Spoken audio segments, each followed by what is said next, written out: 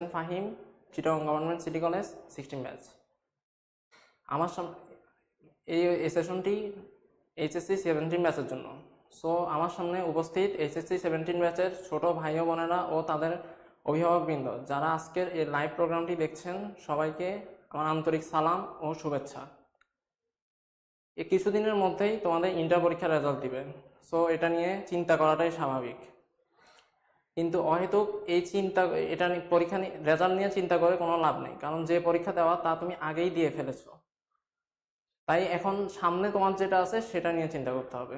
হয়তো ইন্টার পরীক্ষা বাংলাদেশের 16 লক্ষ স্টুডেন্ট দিয়েছে, বাট সবাই তো আর এ প্লাস পাবে না কিংবা গোল্ডেন পাবে না, এটাই নির্মম সত্য।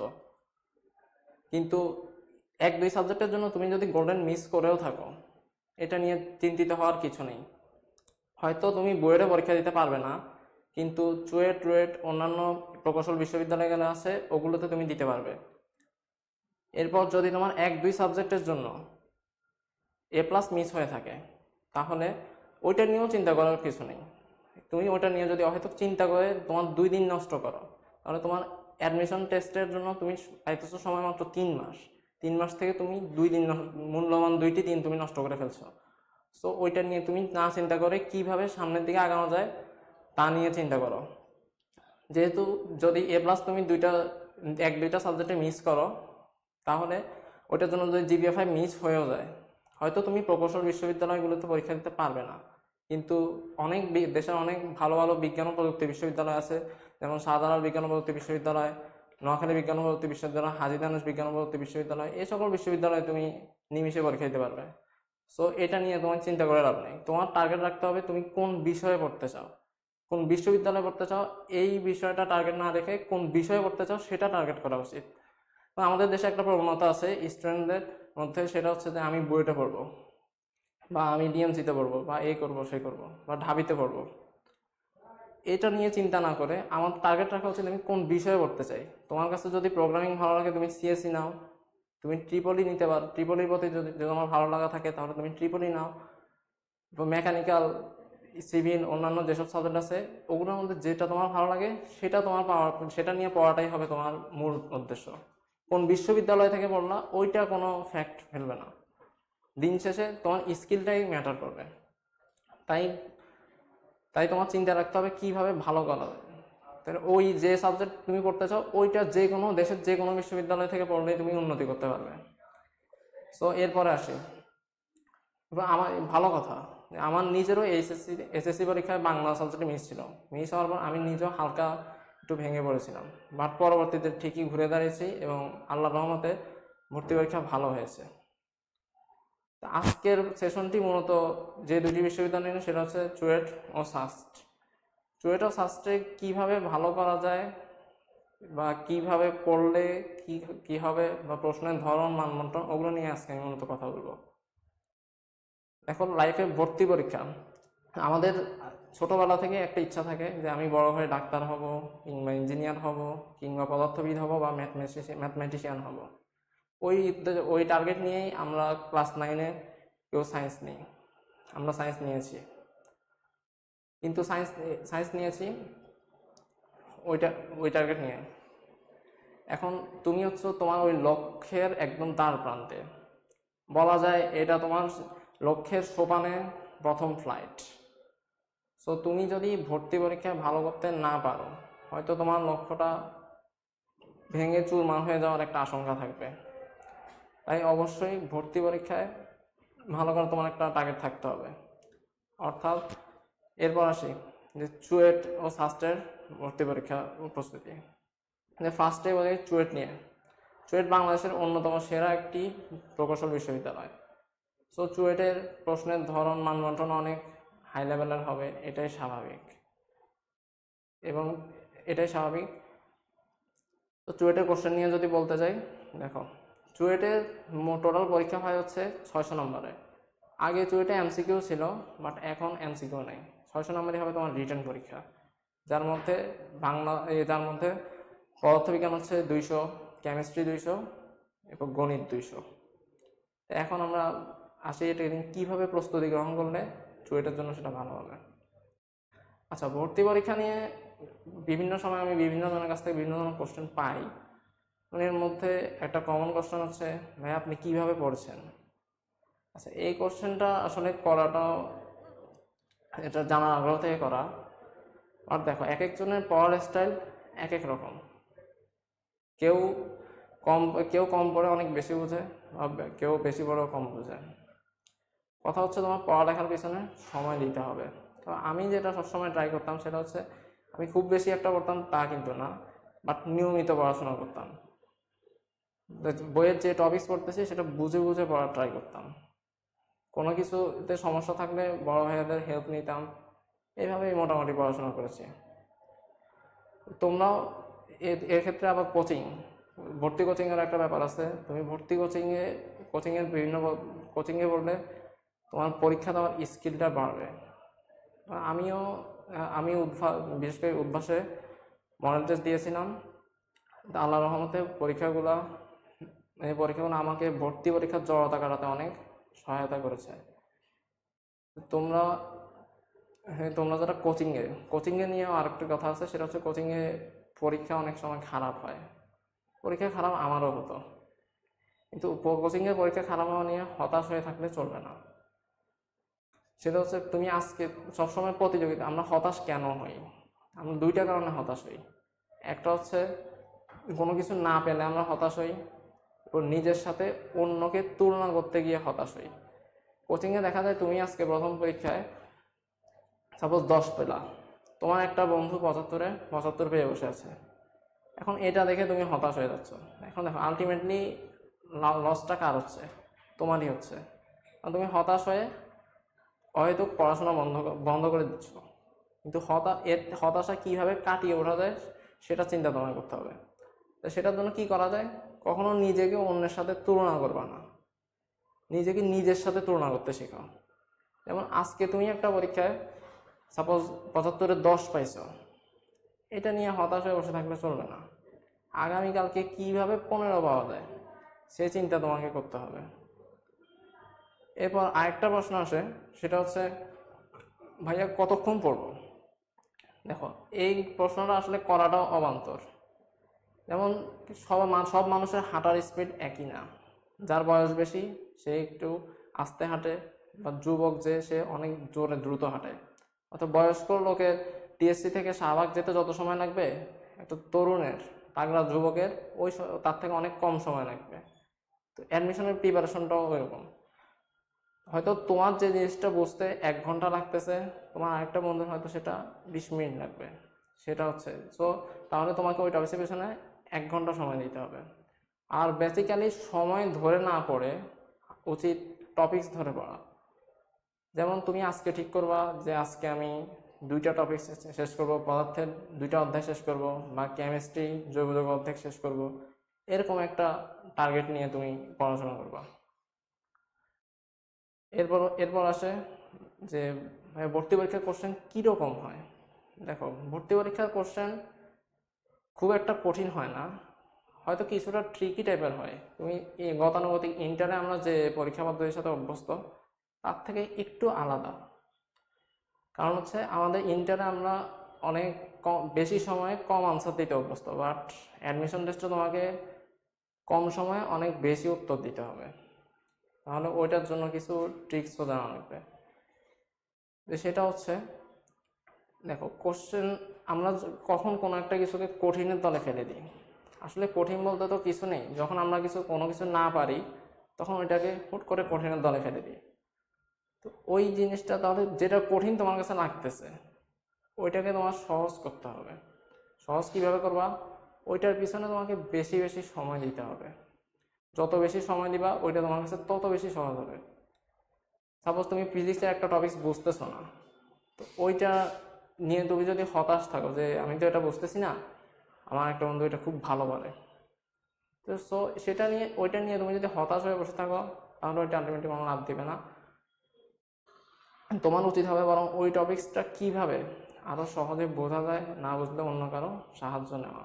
এরপর হচ্ছে কঠিন কোশ্চেন আনসার করার, অর্থাৎ প্রবলেম সলভিং স্কিল তোমাকে বাড়াতে হবে। এটার জন্য তুমি বিভিন্ন ভর্তি কোচিংয়ে পরীক্ষা দিতে পারো। সেটাতে তোমার প্রবলেম সলভিং স্কিল অনেক বেশি বাড়বে। এরপর এইভাবে তুমি এটাকে বৃদ্ধি করতে পারো। এবার সবসময় নিজেকে প্রশ্ন করবা, সেটা হচ্ছে যে আমি আজকে কি পড়লাম, আমার কোন কোন টপিকস পড়া শেষ হয়েছে, বা আগামীকালকে কি পড়বো, এরকম একটা প্ল্যানিংয়ের মধ্যে চলবা। ঠিক আছে? আচ্ছা, এবার আসি চুয়েট নিয়ে। দেখো, চুয়েটে প্রথমে বলতেছিলাম যে চুয়েটে 600 নম্বরের পরীক্ষা হয়, তো তার মধ্যে ফিজিক্স 200। তাহলে ফার্স্টে আমরা ফিজিক্স নিয়ে কথা বলি। দেখো, ফিজিক্সের জন্য দেখো, ফিজিক্স নিয়ে কথা বলার আগে একটা কথা বলি, সেটা হচ্ছে অনেকে জিজ্ঞেস করে যে ভাইয়া কোন বিষয়ের জন্য কোন বই ভালো। এখন এটা আসলে বলা যায় না। এবং ফিজিক্সের কথা যদি আমি ধরি, তাহলে দেখো এক একটা আমার আমার নিজের দেখা ইন্টারে কোনো একটা বইয়ে সবগুলা টপিকস ভালো লিখছে এমনটা তুমি হয়তো পাবা না। এর থেকে বরং যে টপিকস যে বইয়ে ভালো সেটা ওই বই থেকে পড়বা। যেমন আমি নিজে বেসিক্যালি ফলো করতাম ইসাক স্যারের বই, গিয়াস স্যারের বই, অক্ষরপত্র ফলো করতাম, তপন স্যারের বই ফলো করতাম। তো এসব বইয়ের প্রবলেমগুলো দেখতে পারো, এখান থেকে থিওরিগুলো পড়তে পারো। আরেকটা কথা হচ্ছে ইঞ্জিনিয়ারিং ভার্সিটিগুলো ভর্তি পরীক্ষায় আমার থিওরি বেসড কোশ্চেন কম আসে। ফিজিক্সে বেসিক্যালি অ্যাপ্লিকেশন টাইপের প্রবলেম আসে। যেমন তোমাকে কখনোই হয়তো বলবে না যে গাউসের সূত্র বিবৃত করো, গাউসের সূত্র প্রমাণ করো, এটা কখনোই বলবে না।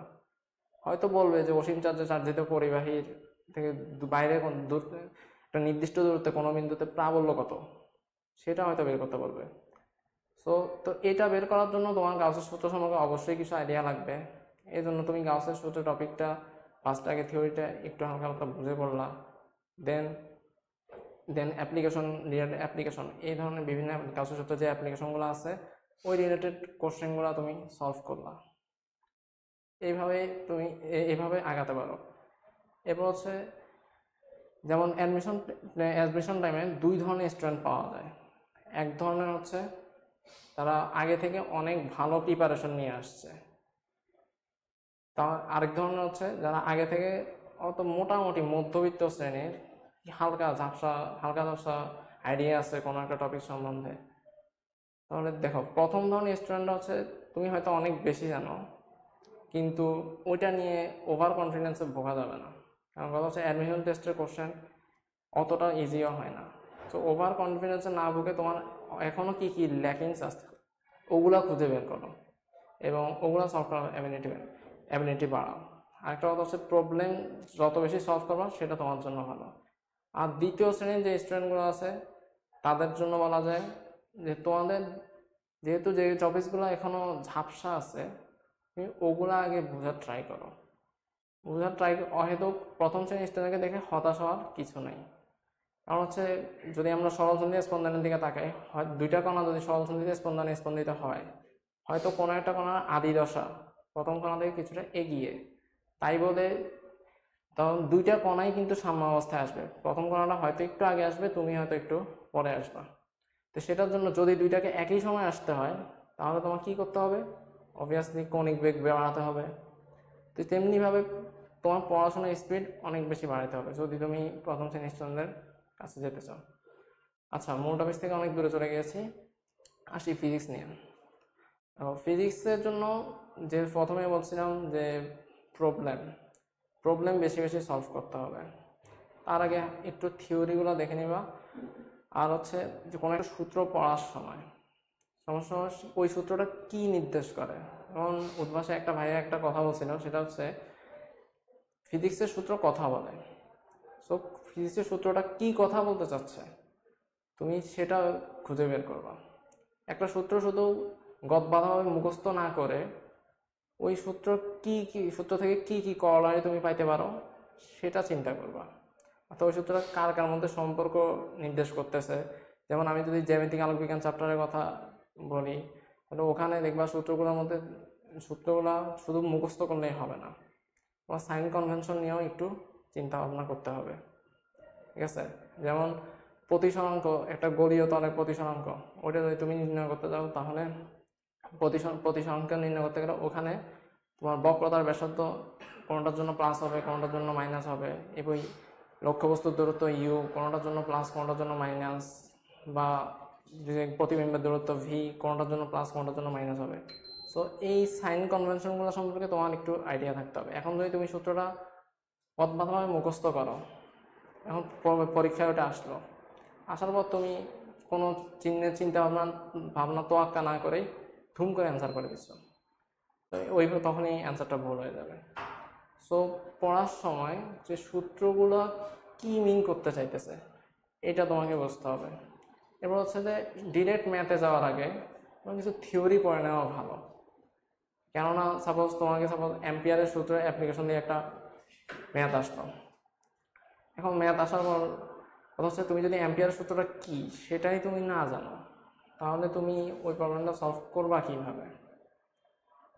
তাহলে দেখো, তাহলে কথা হচ্ছে ফার্স্টে তুমি ফিজিক্সে তাহলে একটা চ্যাপ্টার যদি শুরু করো, তাহলে তোমাকে প্রথম করতে হবে কি, ফার্স্টে ওই চ্যাপ্টারের গুরুত্বপূর্ণ যে থিওরিগুলো আছে, যে সূত্রগুলো আছে, থিওরেমগুলো আছে, ওগুলো তুমি ভালোভাবে বুঝবা।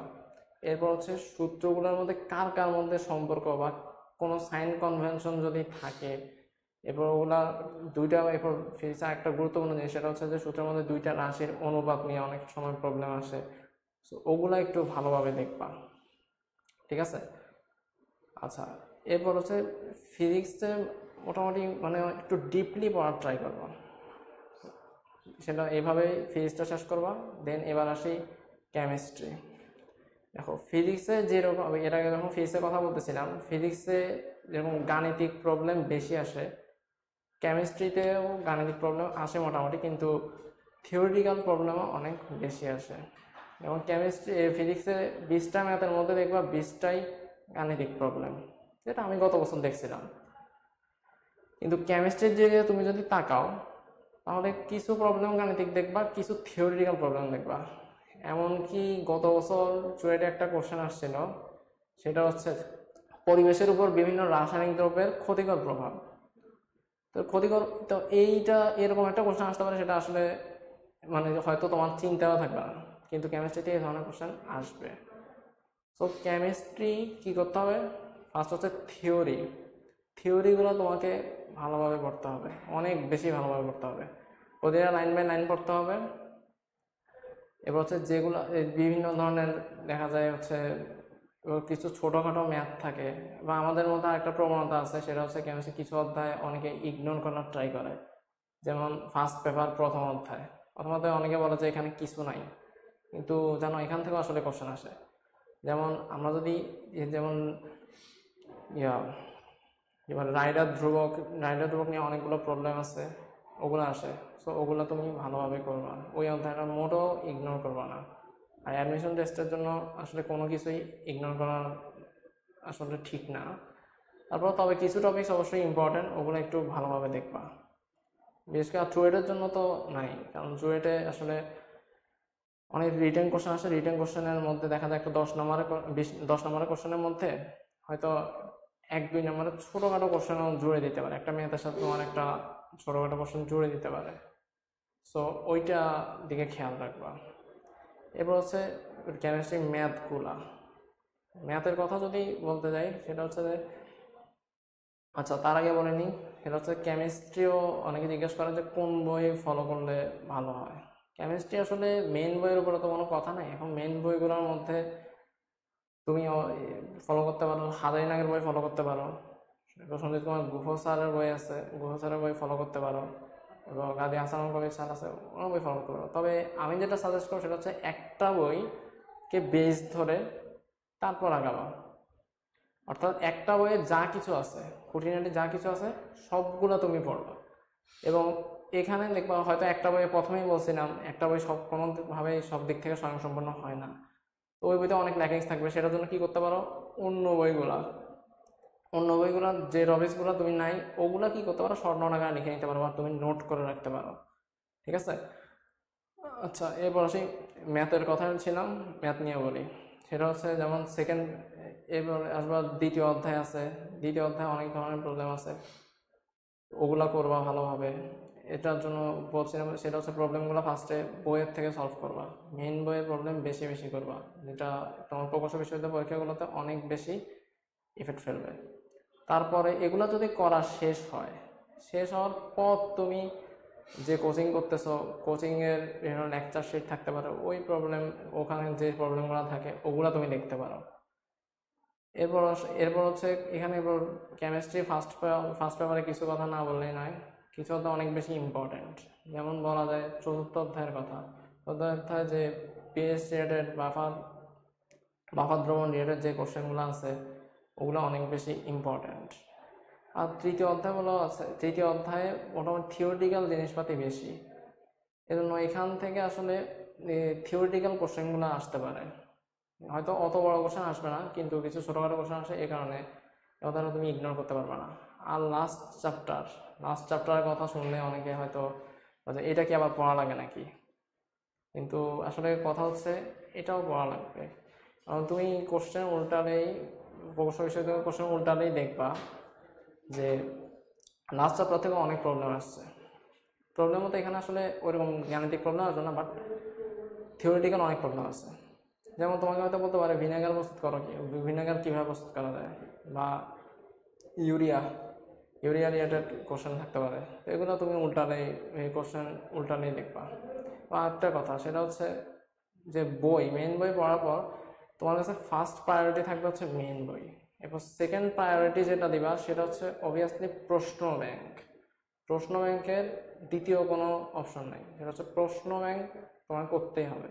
এবং প্রশ্ন ব্যাংক কথা হচ্ছে আবার প্রশ্ন ব্যাংক তো পুরোটা সলভ করা এলিয়েনের দ্বারা সম্ভব, ঠিক আছে। এখন পুরোটা সলভ করতে না পারলেও অ্যাটলিস্ট বিগত 4-5 বছরের কোশ্চেন সলভ করে রাখবা, যেটা তোমাকে সাহায্য করবে কীভাবে কোশ্চেন আসতে পারে বা কোন অধ্যায় থেকে কী ধরনের কোশ্চেন আসে ওগুলো বুঝতে তোমাকে সাহায্য করবে। এরপর হচ্ছে আসি সেকেন্ড পেপারে, কেমিস্ট্রি সেকেন্ড পেপারের সেকেন্ড পেপার যদি একটা সাগর হয়, ওইটার মধ্যে একটা সাগর আছে। আশা করি তোমরা বুঝতে পারছো আমি কিসের কথা বলছি। এটা হচ্ছে জৈব যৌগ। জৈব যৌগ অনেকের কাছে অনেক কঠিন লাগে। এখন কঠিন লাগার পিছনে আসলে কারণ আছে। কথা হচ্ছে ওখানকার ম্যাক্সিমাম বিক্রিয়া হয়তো অনেকে বলে যে মুখস্থ করতে হয় অনেক বেশি, কিন্তু আমার মনে হয় কি ওইভাবে গদবাঁধাভাবে মুখস্থ না করে বিক্রিয়াগুলো তুমি যদি মেকানিজমগুলো দেখার ট্রাই করো, কীভাবে বিক্রিয়াটা হইতেছে, কোন কোন রিয়াক্ট্যান্টের উপস্থিতি হইতেছে, বা কোন ক্যাটালিস্ট থাকলে কী ধরনের বিক্রিয়া হবে, ক্যাটালিস্টের ভিন্নতার জন্য দেখবা জাস্ট সিম্পলি ক্যাটালিস্টের ভিন্নতার জন্য বিক্রিয়া চেঞ্জ হয়ে যায়। তো ওই দিকগুলো তোমাকে খেয়াল রাখতে হবে। এখন জৈব যৌগ পড়তে আসলে তুমি যদি গদবাঁধাভাবে ফার্স্ট টু লাস্ট পড়তে যাও হয়তো একটু সমস্যায় পড়বা। তো এটা কি করতে হবে, একটু ভাগ ভাগ করে বললে সুবিধা হয়। সেটা হচ্ছে তুমি অধ্যায়টাকে ভাগ ভাগ করে ফেলতে পারো। যেমন তুমি বিক্রিয়া ঢোকার আগে, মেকানিজম ঢোকার আগে সমানতা পর্যন্ত যে পার্টটা আছে তুমি ওইটা আলাদা করতে পারো। এরপর হচ্ছে বিক্রিয়াগুলো পড়ার জন্য কি করতে পারো, সেটা হচ্ছে বিক্রিয়াগুলো তুমি নোট করে পড়তে পারো। এরপর বিক্রিয়ার মেকানিজমগুলো একসাথে রাখতে পারো, একসাথে রাখলা এবং ওই মেকানিজম রিলেটেড যে বিক্রিয়াগুলো আছে ওগুলো সাথে সাথে রাখলা। তাহলে হবে কি তুমি মেকানিজম যখন দেখবা মেকানিজমটা কীভাবে অ্যাপ্লাই হচ্ছে ওই রিলেটেড তুমি বিক্রিয়াগুলো দেখবা। কারণ হচ্ছে যে ইঞ্জিনিয়ারিং ভার্সিটির কোশ্চেন অন্যান্য 8-10টা ভার্সিটির মতো একদম গদবাঁধা আসে না। ডিরেক্ট কোশ্চেন হয়তো দিবে না, কিছুটা ঘুরাবে পেঁচাবে। তো ওইটা বোঝার জন্যই তোমাকে আসলে বলা হচ্ছে মেকানিজমটা বুঝতে হবে। কারণ তুমি বইয়ে যে দুইটা রিঅ্যাক্ট্যান্টের মধ্যে বিক্রিয়া আছে ওই দুইটা হয়তো থাকবে না, অন্য কিছু থাকবে, ঠিক আছে, অন্য দুইটা রিঅ্যাক্ট্যান্ট থাকবে। এখন তুমি যদি মেকানিজম সম্পর্কে তোমার যদি আইডিয়া থাকে তাহলে কোশ্চেন যেভাবে আসুক তুমি পারবা। এরপর হচ্ছে জৈব যৌগের, এরপর হচ্ছে বিভিন্ন সূত্র আছে, নিয়ম আছে, এগুলো তুমি একসাথে লিখতে পারো।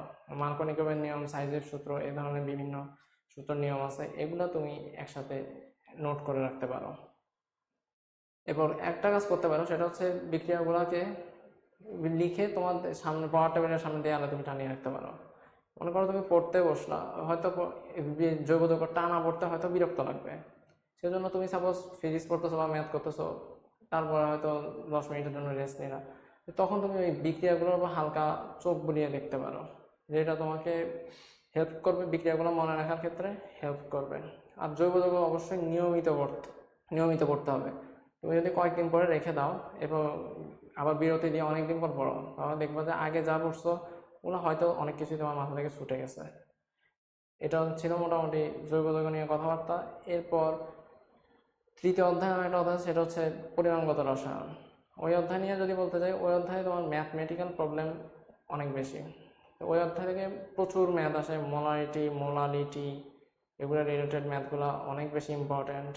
এরপর এরপর তোমার আছে পিএস রিলেটেড অনেক কিছু ম্যাথ আছে। এরপর রাসায়নিক বিক্রিয়া, তোমার বিভিন্ন ধরনের বিক্রিয়কের পরিমাণ রিলেটেড যে ম্যাথগুলো, হয়তো কিছু বিক্রিয়ক তোমার অবশিষ্ট থেকে যাচ্ছে, ওই জন্য বিক্রিয়া হইতেছে না, এই ধরনের যে ম্যাথগুলো আছে এগুলো অনেক বেশি ইম্পর্ট্যান্ট।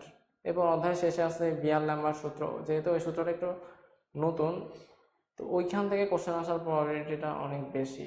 আমি গত বছরও দেখছি অনেক কোশ্চেন আসছে।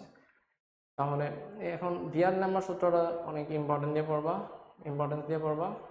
এরপর আসি তোমার চতুর্থ অধ্যায়। এরপর তৃতীয় অধ্যায় আরেকটা টপিক বাদ পড়ে, সেটা হচ্ছে জারণ বিজারণ বিক্রিয়া। জারণ বিজারণ বিক্রিয়াগুলো তোমার সমতাকরণগুলো দেখবা, কিভাবে সমতা করতেছে ওগুলা ভালোভাবে দেখবা।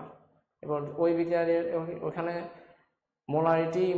মোলারিটি আয়তন চেঞ্জের কারণে বিক্রিয়ার উৎপাদের যে চেঞ্জটা আসে, ওই রিলেটেড ম্যাথগুলা তুমি দেখবা। এরপর আসি আমরা চতুর্থ অধ্যায় আছে তোমার ইলেকট্রোকেমিস্ট্রি আসলে এক ধরনের, যেহেতু জারণ বিজারণ বিক্রিয়া, সো জারণ বিজারণ বিক্রিয়া তোমার কনসেপ্টগুলো এখানেও লাগবে। এখানে যেটা আসে তোমার বিক্রিয়ার স্বতঃস্ফূর্ততা রিলেটেড ম্যাথ, এবং কোনো একটা বিক্রিয়ার তড়িৎচালক বল বের করা, ওই ধরনের প্রবলেম আসে, তো ওগুলা একটু ভালোভাবে দেখবা। এরপর আসলে আমার লাস্ট অধ্যায়, সেটা হচ্ছে অর্থনৈতিক রসায়ন। ওখান থেকে আসলে যেহেতু বুঝতে পারতেছো, ওটা বই খুললে বুঝবা, সেটা হচ্ছে অধ্যায়টাতে আসলে সেই ধরনের গাণিতিক প্রবলেম নাই। সো থিওরিটিক্যাল প্রবলেমের জন্য বা থিওরিটিক্যাল কোশ্চেনের জন্য তুমি অধ্যায়টা ভালোভাবে পড়বা। এটা হচ্ছে মোটামুটি কেমিস্ট্রি নিয়ে কথাবার্তা। অর্থাৎ এই কথার সারমর্ম হচ্ছে, তুমি রসায়ন শুধুমাত্র ম্যাথগুলো করলেই হবে না, অর্থাৎ থিওরি তোমাকে অনেক গুরুত্ব দিয়ে পড়তে হবে। থিওরিগুলো পড়বা, দেন ম্যাথ করবা। আর তোমার কাছে যে বই ভালো লাগে ওই বইয়ের সবগুলা ম্যাথ করবা, দেন কোশ্চেন ব্যাংক, এরপর লেকচার শিট কোচিংয়ের এগুলো সলভ করবা। এরপর আসি গণিত নিয়ে। এখন গণিত ফিজিক্স কেমিস্ট্রির মধ্যে 200 নম্বর পরীক্ষা হবে, অর্থাৎ এইটার গুরুত্ব অনেক বেশি। এখন স্বভাবতই চুয়েটে গণিতের কোশ্চেন একটু হার্ড বলা ঠিক না, আসলে ট্রিকি হয়। তাহলে দেখো, এখন গণিতের জন্য যেটা তোমার সবচেয়ে বেশি ইম্পর্টেন্ট, সেটা হচ্ছে প্র্যাকটিস। তুমি যত বেশি প্র্যাকটিস করবা, আর তোমার প্রবলেম সলভিং স্কিল তত বেশি বাড়বে। যেমন এখন ম্যাথ ফার্স্ট পেপার দিয়ে যদি আমি ধরি, এবং ফার্স্ট পেপারে তোমার অনেকগুলো, প্রতিটা চ্যাপ্টারই মোটামুটি ম্যাথ আসার মতো। তবে ক্যালকুলাসের কথা একটু আলাদাভাবে বলতে হয়, কারণ ক্যালকুলাস থেকে কোশ্চেন অনেক বেশি আসে। কারণ ডিফারেন্সিয়েশন, ইন্টিগ্রেশন এগুলো একটু ভালোভাবে করবা, অনেক বেশি গুরুত্ব দিয়ে করবা। আর ম্যাথ করার জন্য, ম্যাথের যেহেতু প্রবলেম অনেক কঠিন আসে, সো এখানে কোন বই ফলো করবা সেটাও একটা বড় বিষয় হয়ে দাঁড়ায়। ম্যাথের জন্য আসলে এক এক চ্যাপ্টার এক এক বইয়ে দেখবা অনেক বেশি ম্যাথ। আর যেহেতু ম্যাথের কোনো শেষ নেই, আর অ্যাপ্লিকেশনের কোনো শেষ নেই, তো তুমি একটা অধ্যায় অনেক বেশি অ্যাপ্লিকেশন পাবা। সব অ্যাপ্লিকেশন তুমি এক বইয়ে পাবা না, তো এই এক একটার জন্য এক একটা ভালো। তবে আমি যেটা কেমিস্ট্রির মতো আবারও বলবো, সেটা হচ্ছে একটা বই ফলো করবা, ওই বইয়ের সবগুলা ম্যাথ করবা, দেন অন্য বই করতে যাবা। তা আমি যেটা ফলো করতাম, আমি কেতাবুদ্দিনের বই অনেক বেশি ফলো করতাম। কেতাবুদ্দিনের বই তোমরা ফলো করতে পারো। এরপর এছাড়াও আছে অক্ষরপত্র আছে। এরপর ক্যালকুলাসের জন্য তরফদার মজিবের বইটা অনেক ভালো, ওইটা ফলো করতে পারো। এরপর হচ্ছে, যেহেতু ম্যাথে বিভিন্ন চ্যাপ্টার থেকে তোমার অনেক ধরনের কোশ্চেন আসবে। এটা হচ্ছে যেমন ম্যাট্রিক্স থেকে তোমার যত ধরনের কোশ্চেন আসতে পারে, ওগুলো তোমার বই থেকে ফার্স্টে করবা, দেন ক্লাসে লেকচার শিট দেখবা, কোশ্চেন ব্যাংক দেখবা, ওগুলো করবা। এইভাবে প্রতিটা অধ্যায় শেষ করবা। এভাবে ম্যাট্রিক্স আছে, ভেক্টর আছে, এইভাবে মোটামুটি শেষ করবা। আর ক্যালকুলাসটা অবশ্যই একটু মনোযোগ দিয়ে করবা। এবার আসি সেকেন্ড পেপারে। দেখো, সেকেন্ড পেপারও ফার্স্ট পেপারের মতো। এখন সেকেন্ড পেপারে ফার্স্টে তুমি কী করবা, কোনো একটা অধ্যায় তুমি শুরু করার আগে দেখবা অধ্যায়ের আগে কিছু কথাবার্তা লেখা আছে, ওগুলা একটু পড়ে নিবা। কারণ হচ্ছে ওখানে তোমার অনেক ধরনের থিওরি আছে, যেগুলো তোমার ম্যাথগুলো করতে তোমার কাজে লাগবে। সো ওই থিওরিগুলা আগে পড়ে নিবা, দেন ম্যাথ করতে যাবা। ম্যাথ করার সময় অনেক ধরনের প্রবলেমের সম্মুখীন হবা। এখন কথা হচ্ছে প্রবলেম যদি দেখা যায় ওই প্রবলেম থিওরির সাথে হয়তো কিছু ক্ষেত্রে দেখবা থিওরি থেকে একটু আপার লেভেলের প্রবলেম হয়তো আছে, থিওরিতে হয়তো সরাসরি নাই কিন্তু একটু ঘুরায় বাঁচা আছে। ওই ধরনের সমস্যার সম্মুখীন হলে তা আবারও সেই একই কথা, সেটা হচ্ছে কোনো পরিচিত বড় ভাই থাকলে তার হেল্প নেওয়া। আর এখন তো ইন্টারনেটের যুগ, তো কোনো কিছু নিয়ে অতিরিক্ত জানার আগ্রহ থাকলে বা কোনো প্রবলেমের সম্মুখীন হলে গুগলে সার্চ দিবা, ভালো ভালো সলভ পাবা। এবার সেকেন্ড ব্যাপারে তোমার যে চ্যাপ্টার, প্রতিটা চ্যাপ্টারে আসলে ইম্পর্টেন্ট, কোনোটার জন্য আলাদাভাবে ইম্পর্টেন্স দেওয়া ঠিক না। তবে কিছু অধ্যায় থেকে ম্যাথ অনেক বেশি আসে, যেমন বলা যায় বলবিদ্যা, স্থিতিবিদ্যা, এগুলো থেকে তোমার প্রবলেম অনেক বেশি আসে। এরপর ইনভার্স ট্রিগনোমেট্রি। আচ্ছা, এটা হচ্ছে বলবিদ্যা, স্থিতিবিদ্যা, এই দুইটা নিয়ে অনেকের ভয় একটু বেশি। কারণ হচ্ছে বলবিদ্যার ম্যাথগুলো অনেকে বলে নাকি এগুলো মুখস্থ করতে হয়। কথা হচ্ছে তুমি তাদের কথা কান না দিয়ে ফার্স্টে থিওরিগুলো পড়বা। সাপোজ তুমি স্থিতিবিদ্যা মনে হয় না খুব একটা বেশি থিওরি আছে, কারণ নামের উপপাদ্য, এবার দুইটা বলের লব্ধি, এই ধরনের যত থিওরিগুলো আছে, বা সদৃশ সমান্তরাল বল, অসদৃশ সমান্তরাল বল, এই ধরনের যে থিওরিগুলো আছে ওগুলো আগে পড়বা। ওগুলা পড়ে ম্যাথটা বুঝবা। এখন ম্যাথটা, স্থিতিবিদ্যা ম্যাথগুলো করার ক্ষেত্রে তোমার ফার্স্ট যেটা চিন্তা ভাবনা থাকবে সেটা হচ্ছে এটা করার আগে চিত্র আঁকাটা অনেক বেশি ইম্পর্ট্যান্ট। তোমার যে প্রবলেমটা দেওয়া হয়েছে ওইটা তোমাকে চিত্রিত করতে হবে। চিত্রটা যত কারেক্টভাবে আঁকতে পারবা তোমার প্রবলেম সলভটা তত নিখুঁত হবে। বুঝতে পেরেছ? আচ্ছা, এরপর আসি গতিবিদ্যা। দেখো, স্থিতিবিদ্যায় হয়তো সূত্রগুলো একটু কম, কিন্তু গতিবিদ্যা অনেক ধরনের সূত্র পাবা, যার সাথে অনেকগুলো হয়তো তুমি ফিজিক্সে ফার্স্ট ইয়ারে পড়ছো। সেটা হচ্ছে যেমন ফার্স্ট চ্যাপ্টারটা আছে তোমার বেগ রিলেটেড যে প্রবলেমগুলো আছে ওগুলা, যেগুলো তুমি ফিজিক্স ফার্স্ট পেপার থার্ড চ্যাপ্টারে তুমি পড়ে আসছো। এরপর হচ্ছে তোমার গতিবিদ্যার লাস্ট চ্যাপ্টারটা হচ্ছে প্রাস রিলেটেড, প্রাসও তুমি ফিজিক্সে পড়ে আসছো। তো ওগুলো তুমি ফিজিক্সে পড়ে আসছো ঠিক আছে, কিন্তু ফিজিক্সের প্রবলেমগুলো থেকে গতিবিদ্যার প্রবলেমগুলো একটু টাফ হয়। আসলে এটার জন্য কি করবো, ফার্স্টে চিত্র আঁকবা, সেম কাহিনী চিত্র আঁকবা। এরপর দেন তোমার কি কি প্যারামিটার দেওয়া আছে, তুমি যে কোন সূত্রটা কখন অ্যাপ্লাই করবা এটা তোমাকে বুঝতে হবে। সেটা ডিপেন্ড করবে হচ্ছে তোমার কোনো একটা প্রশ্নে দেখা গেছে তোমার ত্বরণ আছে, সরণ আছে, আদিবেগ আছে, তাহলে এখন তোমাকে শেষ বেগ বের করতে বলছে, তাহলে তুমি নিশ্চয়ই S equal to UT plus half UT square use করবা না। তোমার যে সূত্রটা অতিরিক্ত ইফিসিয়েন্ট ওইটা তোমাকে অ্যাপ্লাই করতে হবে। তো এইটা অ্যাপ্লাই করা বুঝতে শেখার জন্য তোমার যেটা লাগবে সেটা হচ্ছে বেশি বেশি প্র্যাকটিস করতে হবে। আর স্থিতিবিদ্যা গতিবিদ্যার ক্ষেত্রে একটা তোমার ভালো ফল দিতে পারে, সেটা হচ্ছে প্রবলেমগুলো তোমার নোট করা। তুমি যত বেশি প্রবলেমগুলো করবা, একটা প্রবলেম প্রয়োজনে মনে করো একটা প্রবলেম তোমার কাছে কঠিন লাগছে, ওই প্রবলেমটা 2-3 বার 4 বার করলে ওই প্রবলেমটা নিয়ে আশা করি আর কোনো সমস্যা থাকার কথা না। ঠিক আছে, এইভাবে মোটামুটি ম্যাথে প্রিপেয়ার্ড হবা। এরপর হচ্ছে যে এবার আসি পরীক্ষার বিষয়ে। এখন তো চুয়েটে দেখো এক্সাম স্ট্র্যাটেজি তোমার পরীক্ষা ভালো রেজাল্ট করার ক্ষেত্রে অনেক গুরুত্বপূর্ণ ভূমিকা পালন করবে।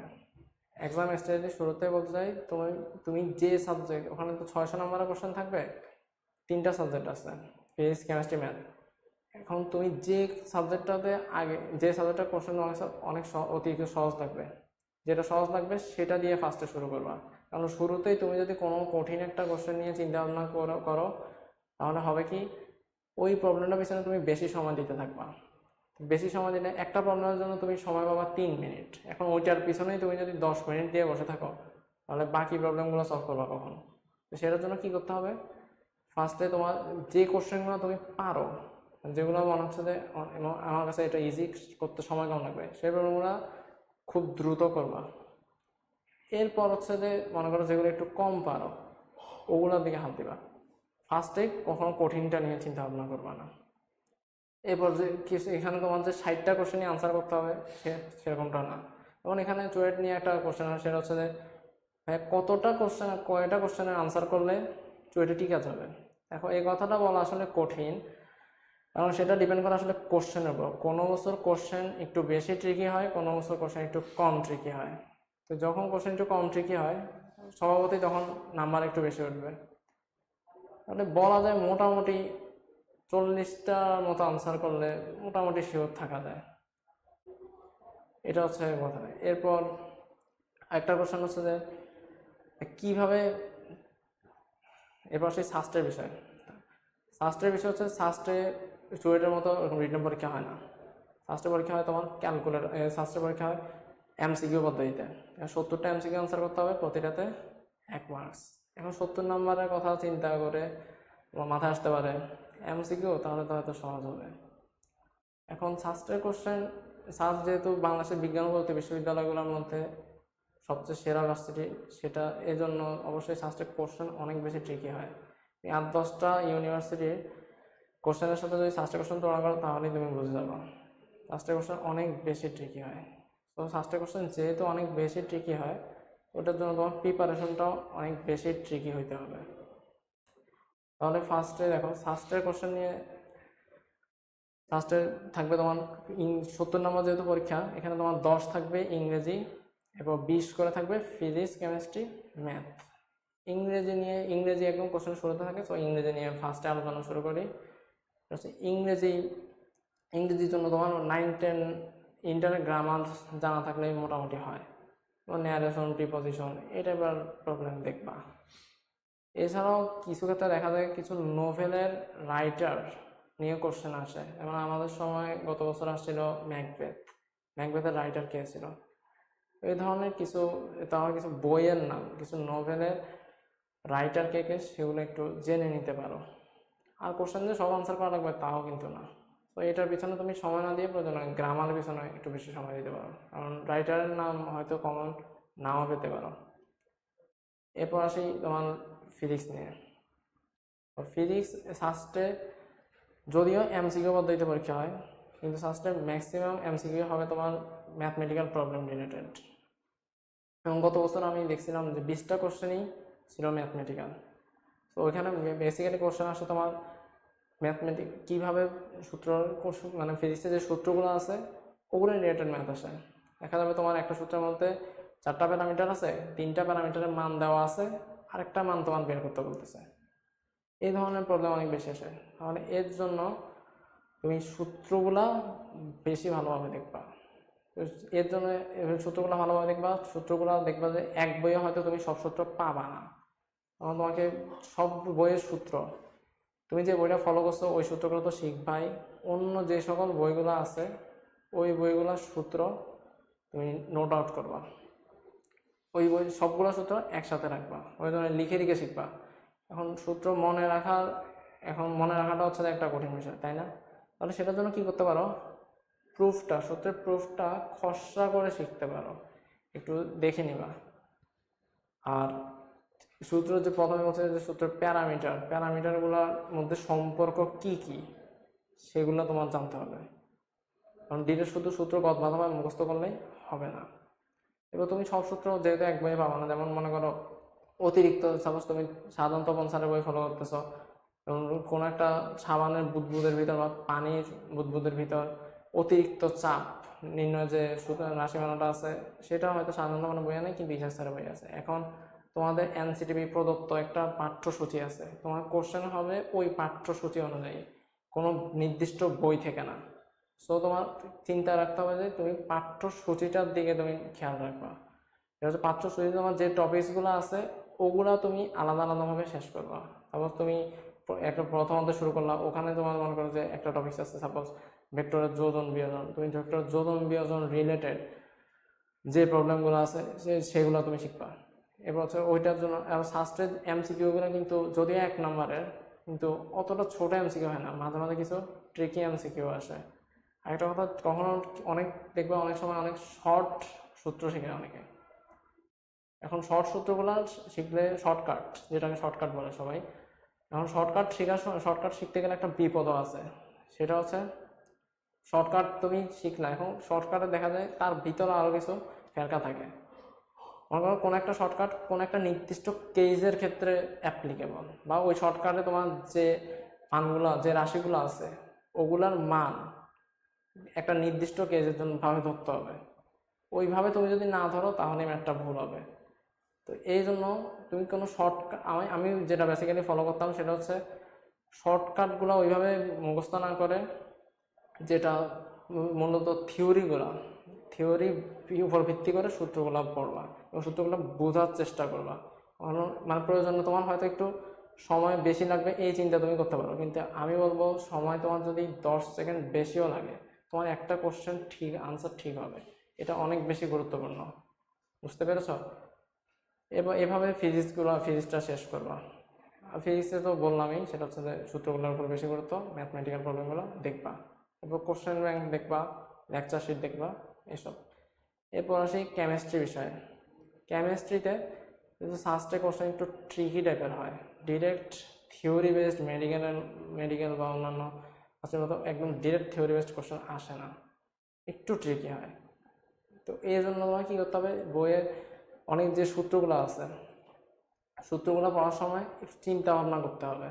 এরপর যেমন দেখা গেছে বাফার দ্রবণ তোমাকে হয়তো বলবে যে পিওএস, একটা বাফার দ্রবণের পিওএস বের করো। তুমি হয়তো পিএইচ বের করার সাথে অভ্যস্ত, কিন্তু পিওএস বের করার সাথে ওইভাবে অভ্যস্ত না। এখন তুমি হুট করে পিএইচ বের করে ওখানে দেখবা যে চারটা অপশন থাকবে, তার মধ্যে পিএইচ এর অপশনটাও থাকবে। এখন তুমি ওইটা ধুম করে দাগাই দেওয়ার সাথে তোমার অ্যান্সারটা ভুলে যাবে, কারণ তোমার কোশ্চেনে চাইছে পিওএস বাট তুমি দাগাইছো পিএইচ। এসব দিকে একটু খেয়াল রাখতে হবে। এবং শাস্ত্রের কোশ্চেনগুলোতে দেখবা অনেক প্যাচ ঘোষ থাকবে, একদম সোজা, মানে যতটা সহজ তুমি ভাববা অ্যান্সার ততটা সহজ না, তার থেকেও বেশি ট্রিকি হবে। তো ওই দিকে তোমার খেয়াল রাখতে হবে। তো কোশ্চেন পাওয়ার পর তোমার বুঝতে হবে যে কোশ্চেনটা কীরকম, কোশ্চেনটা কী চাইতেছে, এইটা তোমাকে ভালোভাবে বুঝে দেন প্রসিড করতে হবে। এবং কেমিস্ট্রির কথা যদি বলতে সেটা হচ্ছে কেমিস্ট্রির সেকেন্ড পেপার, বিশেষ করে জৈব যৌগ। এখানে তো ডিরেক্ট তোমার হয়তো বিক্রিয়া আসবে না, বিক্রিয়া ডিরেক্ট লিখতে বলবে না, কারণ যেহেতু এটা এমসিকিউ। কিন্তু এখানে থাকবে যেমন হয়তো বলবে যেমন সাইজের সূত্র বা মার্কোনিকম নিয়ম, এখানে বিভিন্ন ধরনের রিঅ্যাকট্যান্ট থাকবে, উৎপাদটা কী হবে। এখন বইয়ে যে ধরনের উদাহরণগুলো আছে ওই উদাহরণ হয়তো শাস্ত্রে ডিরেক্ট দিবে না, কিন্তু তোমার যে থিওরিটা আছে ওই থিওরির উপর ভিত্তি করে অন্য 2টা রিঅ্যাকট্যান্ট নিয়ে হয়তো দিবে। তো ওইটার দিকে খেয়াল রাখতে হবে, ঠিক আছে? আচ্ছা, এরপর আসি কেমিস্ট্রির যে ম্যাথমেটিক্যাল প্রবলেমগুলো। ম্যাথমেটিক্যাল প্রবলেম সলভ করার জন্য অবশ্যই মেইন বই ফলো করবা। মেইন বইয়ের পর কোশ্চেন ব্যাংক আছে, যেমন বিজ্ঞান ও প্রযুক্তি যে প্রশ্ন ব্যাংকটা আছে সেটা দেখবা ভালোভাবে। এরপর লেকচার শিটগুলো দেখবা। আর প্রথমে বলছিলাম সেটা হচ্ছে যে কোনো একটা বই ভালোভাবে ফলো করবা, এরপর বাকি বইগুলো দেখবা, ঠিক আছে? এটা হচ্ছে কেমিস্ট্রি নিয়ে কথাবার্তা। আচ্ছা, এরপর আসি ম্যাথের কোশ্চেন একটু বেশি ট্রিকি হয় ফিজিক্স কেমিস্ট্রির তুলনায়। সো ম্যাথের প্রিপারেশনটাও অনেক বেশি স্ট্রং থাকতে হবে যদি তুমি ভালো করতে চাও। সেটা হচ্ছে এখন ম্যাথের জন্য তুমি কি করতে পারো, যেহেতু আমরা ইন্টারে ব্রড প্রবলেম সলভ করতে বেশি অভ্যস্ত, কিন্তু সাস্টের ম্যাথ যে একদম ছোট আসবে তা না, কিন্তু খুব ছোট যে আসবে একদম প্রবলেম খুব বড় যে আসবে তাও না। মানে একদম বেশি বড় যে প্রবলেমগুলো ওগুলো তুমি বইয়ে ইগনোর করতে পারো, মোটামুটি লেভেলের ওগুলো করবা। অর্থাৎ মনে করো 2-3 লাইন বা 4 লাইন 5 লাইনের মধ্যে এটা সলভ করা যাচ্ছে, ওই ধরনের প্রবলেমগুলো দেখবা। আর ম্যাথের জন্য তোমার প্রবলেম সলভিং স্কিল অনেক বেশি বাড়াতে হবে। এটার জন্য দরকার হচ্ছে বেশি বেশি প্র্যাকটিস করবা। প্র্যাকটিস করার জন্য তুমি একটা বইকে বেস ধরে এরপর সামনে দিকে আঁকবা। তোমার অন্য বইয়ে দেখবা, ওই বইয়ে হয়তো তোমার সব প্রবলেম থাকবে না, সব থিওরি থাকবে না, তো ওই থিওরিগুলো তুমি অন্য বই থেকে করার ট্রাই করবা। এক কাজ করতে পারো, সেটা হচ্ছে যে ম্যাথের যে সূত্রগুলো আছে সেগুলো তুমি একটা খাতায় নোট করে নিতে পারো। এখন কথা হচ্ছে সূত্র মনে রাখতে গেলেও একটা প্রবলেম। তুমি মনে রাখার জন্য একদম গদবাঁধাভাবে মনে রাখতে গেলে হয়তো তোমার একটা সূত্রের ম্যাথ তুমি আরেকটা সূত্র করে বসে থাকবা। তাহলে সেটা বোঝার আগে তাহলে কি করতে হবে, ফার্স্টে তোমার ওই সূত্রটা কোন টাইপের প্রবলেমের ক্ষেত্রে বেশি অ্যাপ্লিকেবল ওই ফার্স্টে তুমি ওই একটা প্রবলেম তুমি সামনে নিয়ে বসবা, ওই প্রবলেমটাতে ওই সূত্রটা কিভাবে অ্যাপ্লাই করা যাইতেছে ওইটা দেখবা, এইভাবে প্রসিড করবা। ঠিক আছে, এরপর শর্টকাট, ম্যাথেও অনেক শর্টকাট দেখবা, হয়তো ম্যাথে শর্টকাট দেখবা, যেমন বলছে y square equal to 4x আর y equal to mx, y square equal to 4x পরাবৃত্ত আর ওয়াই ইকুয়াল টু mx সরলরেখা, এই দুইটার আবদ্ধ ক্ষেত্রের ক্ষেত্রফল কত, তো এটা একটা শর্টকাট আছে হয়তো। এখন মনে করো ওই শর্টকাটটা তুমি যদি মনে করো তোমার ইকুয়েশনটা আছে x square equal two 4ay, ওইটার জন্য অ্যাপ্লাই করে বসে থাকো, তখনই সমস্যাটা হবে, অর্থাৎ তোমার অ্যান্সারটা ভুল হবে। এই জন্য আবারও বলবো, সেটা হচ্ছে যে শর্টকাট একটু কম ফলো করার ট্রাই করো, শর্টকাটটা বাদ দিয়ে ওইটা থিওরি গভীরে যাওয়ার ট্রাই করো, সূত্রটা তোমার কি মিন করতে চাইতেছে তা বোঝার ট্রাই করো, এইভাবে প্রসিড করো, আলহামদুলিল্লাহ ম্যাথে কোনো সমস্যা হবে না। এবার আসি ফার্স্টের এক্সাম স্ট্র্যাটেজি নিয়ে। ফার্স্টের এক্সামে ক্যালকুলেটর ইউজ করা যাবে, সো বুঝতেই পারতেছো প্রবলেমগুলো ক্যালকুলেশনগুলো একটু বড় হয়তো হবে। তাহলে কি করতে পারো, এখন তোমার কাছে যে সাবজেক্টের কোশ্চেন ইজি লাগবে, সাপোজ কেমিস্ট্রি ইজি লাগতেছে, কেমিস্ট্রি দিয়ে শুরু করো, বা ম্যাথ ইজি লাগতেছে, ম্যাথ দিয়ে শুরু করো। তো আমার মনে হয় ম্যাথটা একটু শেষের দিকে করাটা উচিত, কারণ হচ্ছে ম্যাথের প্রবলেমগুলো একটু বড় হয়। তো এখন তুমি যদি ম্যাথটা যদি ফার্স্টে শুরু করো, তাহলে যে সমস্যাটা হবে, তুমি ম্যাথের প্রবলেমগুলো সলভ করতে গিয়ে অনেক বেশি সময় লাগে ফেলেছো। এখন যত বেশি ম্যাথে যদি বেশি সময় লাগে ফেলো, যেহেতু সময় তুমি কম পাচ্ছ, ম্যাথে বেশি সময় লাগে ফেলে তোমার সময়টা কমে যাবে, আর ইফিসিয়েন্সিটাও সাথে সাথে কমে যাবে। তুমি হয়তো ম্যাথের 2টা প্রবলেম সলভ করতে 5 মিনিট লাগাই ফেলছো, তোমার একটা বন্ধু হয়তো কেমিস্ট্রি সহজ দেখছে, সে 10টা প্রশ্ন লাগাই ফেলছে, তাহলে তুমি এখন তোমার তাহলে কি রিটার্নটা আসলো, তুমি 2 মার্কস পাচ্ছ আর সে 10 মার্কস পাচ্ছে। তো এটার দিকে তোমার চিন্তা রাখতে হবে। একটা কথা হচ্ছে যে কোশ্চেন সবসময় দেখবে কোশ্চেনের মধ্যে 3 ধরনের কোশ্চেন থাকে, একটা হচ্ছে খুব সহজ ধরনের কোশ্চেন, এরপর 2 হচ্ছে একটু তার থেকে একটু কঠিন, আর 3 হচ্ছে খুব বেশি কঠিন। তাহলে এখন তোমার যেটা দৃষ্টি রাখতে হবে সেটা হচ্ছে সহজ কোশ্চেন কোনোভাবেই ভুল করা যাবে না, কারণ সহজ কোশ্চেন তুমি যদি সহজ যেসব কোশ্চেনগুলো থাকবে সেগুলো ম্যাক্সিমাম পড়াবেন পারবে, কিন্তু এখন তুমি যদি ওই সহজ কোশ্চেন ভুল করো তাহলে তুমি সবার থেকে পিছিয়ে যাবা। বাট কোনো একটা কঠিন প্রবলেম থাকলে ওইটা কিছু কিছু পারবে, যারা হয়তো সামনের দিকে র্যাঙ্ক করে হয়তো ওখানে হয়তো র্যাঙ্কে একটু এদিক সেদিক হবে কোশ্চেনগুলো, কিন্তু ওগুলোর জন্য তোমার ওইভাবে কোনো ক্ষতি হবে না। তো তোমার টার্গেট থাকবে যেটা, ওই কঠিন কোশ্চেনগুলো, আমি বলতেছি না যে ওগুলো করবা না সেটা না, কিন্তু ওই কঠিন কোশ্চেনগুলো একটু পরে করার ট্রাই করবা, যেগুলো তুমি প্রথম দেখায় পারতেছো ওগুলা ফার্স্টে করবা, দেন দেন তার থেকে একটু কঠিন যেগুলো আছে ওগুলো করবা। একটা কথা হচ্ছে সার্চটা কিন্তু নেগেটিভ মার্কিং আছে, সো আন্দাজে কোশ্চেন দাগানো ট্রাই ভুলও করতে চাইও না। এটার জন্য একটা কাজ করতে পারো, সেটা হচ্ছে তুমি যদি শিওর হও যে তোমার পরীক্ষা ভালো হইতেছে, মোটামুটি টিকবা, তখন যেগুলো কিছু কোশ্চেন দেখা যাবে যে একটু কনফিউশন থাকবে, ওই কোশ্চেনগুলোর মধ্যে কিছু কোশ্চেন ইচ্ছা করলে মনে করো 60% শিওর বা 80% শিওর, এই ধরনের কোশ্চেনগুলো, এই টাইপসের কোশ্চেনগুলো তুমি আনসার করতে পারো। ঠিক আছে, এইভাবে প্রসিড করবা। এবার হচ্ছে যেমন ইংলিশের কথা, মানে ইংলিশের কোশ্চেন, তো প্রথমে কোশ্চেন প্যাটার্ন বললাম। ইংলিশটার মধ্যে ইংলিশে হয়তো কিছু কোশ্চেন একটু এদিক সেদিক হয়, আর যেহেতু মুখস্থ অনেকটা হয়েছে, যেমন কোন একটা ওয়ার্ডে তোমার সিনোনিম বের করতে বলতেছে বা অ্যান্টোনিম বের করতে বলতেছে, হয়তো ওয়ার্ডটা কঠিন থাকতেও পারে, যদি পারো তাহলে তো ভালো। এখন ওইটা নিয়ে হাউতাস করার কিছু নেই, যেটা পারো সেটা নিয়ে প্রসিড করবা। এইভাবে প্রতিটা প্রতিটা বিষয় ভিত্তিকভাবে সামনের দিকে আগাইতে থাকবা। এই ছিল তোমার মোটামুটি সার্চ নিয়ে এক্সাম স্ট্র্যাটেজি। এবার আচ্ছা, প্রথমেই বলতেছিলাম সেটা হচ্ছে, যেহেতু তোমাদের কয়েকদিন পর যেহেতু ইন্টারের রেজাল্ট দিবে, ওইটা নিয়ে হতাশ হবা না, সামনে ভালোভাবে এগিয়ে যাবা। তোমাদের সবার ভর্তি পরীক্ষা আশা করি ভালো হবে, ইন্টারের রেজাল্ট অনেক ভালো হবে, ভর্তি পরীক্ষা অনেক ভালো হবে, এই কামনা করি। আচ্ছা, আর প্রথম দিকে আমি আমার পরিচিতি বলছিলাম, আমি এখন কোথায় পড়ি সেটা বলিনি। আচ্ছা, ভালো কথা, আমি বুয়েটের ট্রিপল ই নিয়ে পড়ছি, প্রথম সেমিস্টার। আচ্ছা, আসসালামু আলাইকুম, সবাই ভালো থাকবেন। শুভরাত্রি।